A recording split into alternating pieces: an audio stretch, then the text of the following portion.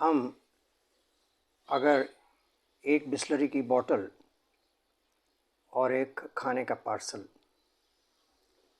रोज़ लेके गली गली शहर शहर घूमते रहें और उसे खाएं नहीं और पानी को पिए नहीं, चलेगा क्या? अगर नहीं चलेगा तो फिर हमारे जीवन में इतना दिखावा क्यों? हर काम में, हर बात में, हर समस्या में, सरकार से लेकर समाज तक बस दिखावा और निष्कर्ष कुछ नहीं। नमस्कार, आप सभी का स्वागत है। आशा करता हूँ आप स्वस्थ होंगे। बहुचर्चित कोलकाता बेटी की हत्या और उसका बलात्कार 1 महीना से ऊपर हो गया और हमारा समाज और हमारी व्यवस्था, प्रशासन बस आसमान की तरफ देख रहा है। निष्कर्ष क्या निकला? निकलेगा भी कि नहीं? क्या हमारी इतनी बड़ी एजेंसी जिसको ये अब केस दे दिया गया, उनको भी इस पे काम करते हुए 1 महीना हो गया, क्या यही सच है उनके काम करने के तरीके का? लानत भेजनी चाहिए हमें ऐसे काम करने के तरीके में। उसके पहले 5-6 दिन जो पुलिस ने व्यर्थ किए वो तो एक तरफ है। वो एक बेशर्म मुख्यमंत्री है, उसने एक बिल पास कर लिया, 10 दिन में न्याय मिलेगा। उसके बाद कुछ नहीं हुआ क्या उसके राज्य में? पता है आपको कितनों को न्याय मिला? और इस 1 महीने में कितनी बार और कई बच्चियों के साथ ये दुर्घटनाएं हो गई।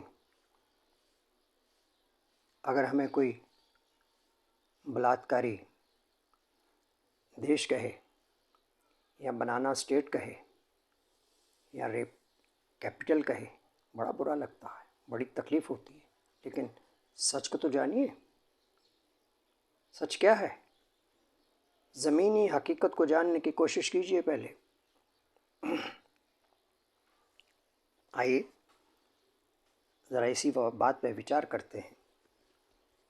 ये बलात्कार के कारण कहाँ से चलते जा रहे हैं और इसका अंत क्यों नहीं होता?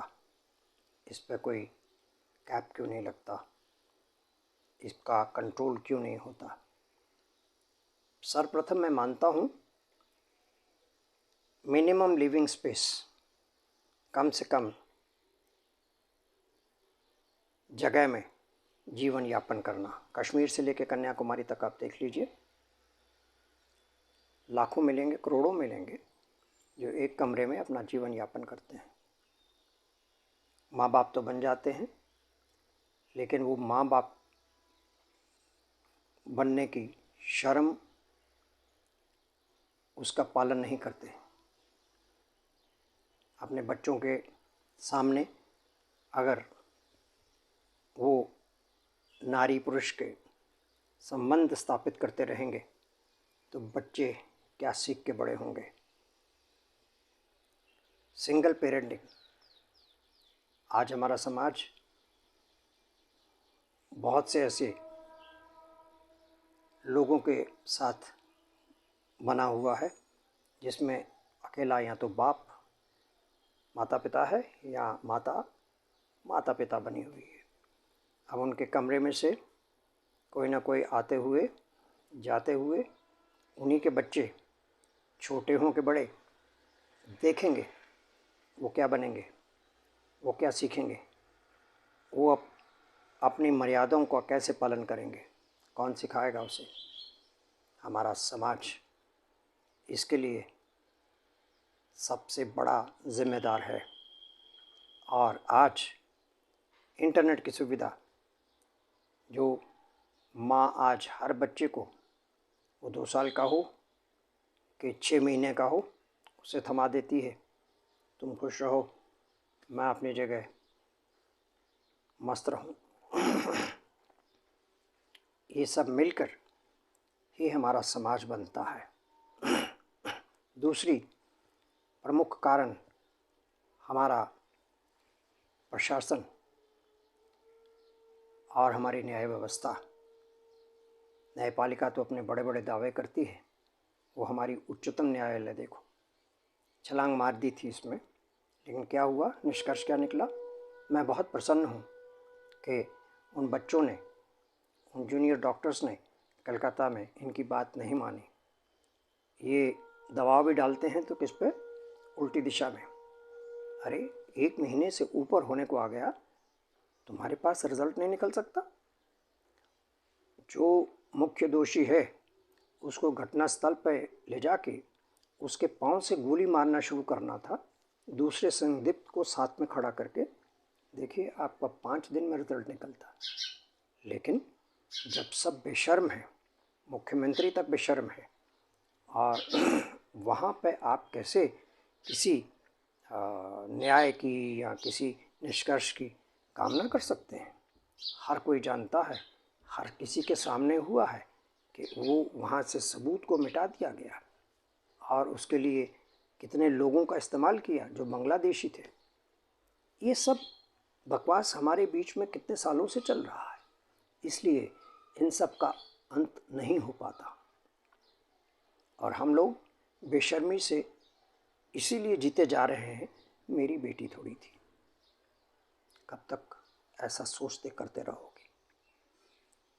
एक उससे और बड़ा कारण है हमारे गांधी और नेहरू के रोके हुए नाजायज़ औलाद जो इस देश में उन्होंने छोड़े थे ताकि सनातन को ख़त्म कर सकें, वो आज बहुत बड़े वट वृक्ष बन चुके हैं।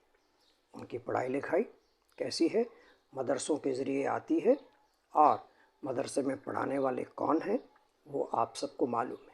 उनकी आज आप तनख्वाह देखिए तो 70-70, 80-80 हज़ार ले रहे हैं, लेकिन उनको धेले की अकल नहीं होगी।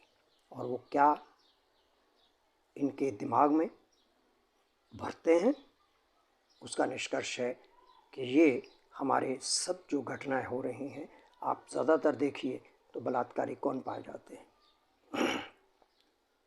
अब इसमें आप कहिए नहीं नहीं हमें भेदभाव नहीं करना है, तो मरते रहिए, इस चीज़ का कहीं कोई अंत नहीं होगा।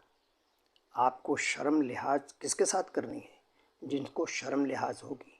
अभी हाल ही में आपने सोशल मीडिया पर देखा होगा, ये बुर्के वाली औरतें जिन्होंने सनातनी हिंदू स्त्रियों को निवस्त्र करने में सारे काम किए और उनको मारने मरने पर के लिए सब योगदान किया, ऐसी स्त्रियों के लिए आपको ताली बजानी चाहिए, आपको उनके लिए हाथ जोड़ के खड़े रहना चाहिए।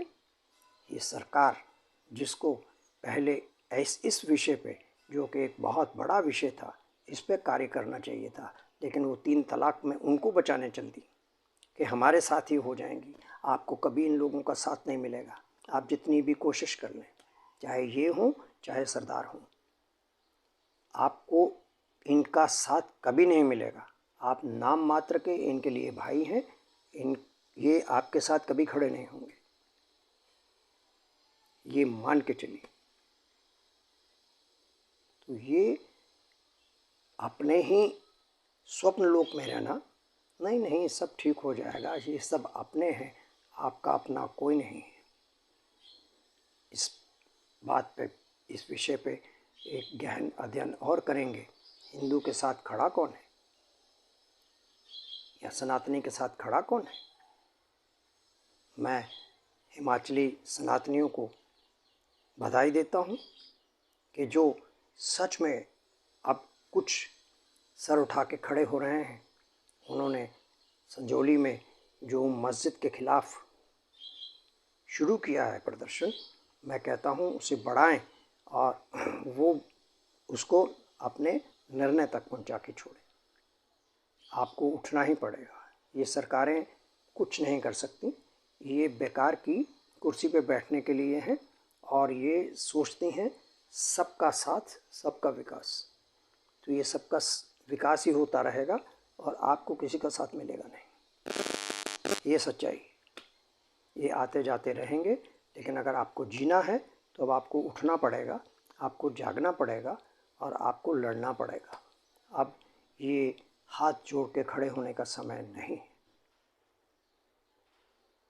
यही मेरे विचार है और ये समस्या का हल तभी हो सकता है जब समाज स्वयं पहले आत्म विश्लेषण करे और इस पे अंकुश लगाए। सरकार तो बाद में करेगी, कब करेंगी उसका कोई कुछ कह नहीं सकता। धन्यवाद। अगली बार फिर मिलेंगे, किसी और विषय पे बात करेंगे।